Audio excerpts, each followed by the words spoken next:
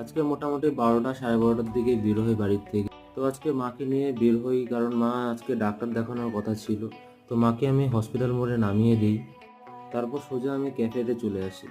তারপর কিছুক্ষণ পর আমার বন্ধু চলে আসে, তার সাথে আমি একটু মার্কেটে বের হই।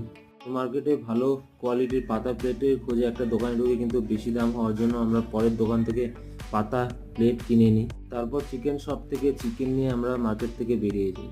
তারপর নেক্সট ভেজিটেবল মার্কেটে গিয়ে সেখান থেকে কিছু ক্যাফের জন্য ভেজিটেবল কিনে নিই। তারপর বাগড়াকোট থেকে একটু হোয়াইট বোর্ড কিনে ক্যাফে চলে আসি।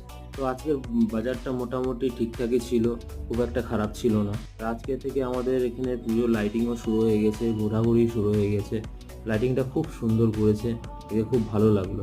তারপর আজকে খেতে খেতে অনেক দেরি হয়ে যায়, মোটামুটি রাত 10টা 10:30টার দিকে একটু খাওয়া দাওয়া করে নিই। তারপর মোটামুটি বন্ধ করতে করতে রাত্র 1টা 1:30টা বেজে যায় এবং বাড়ি আসতে আসতে সেই 2:30টা বেজে যায় আজকে।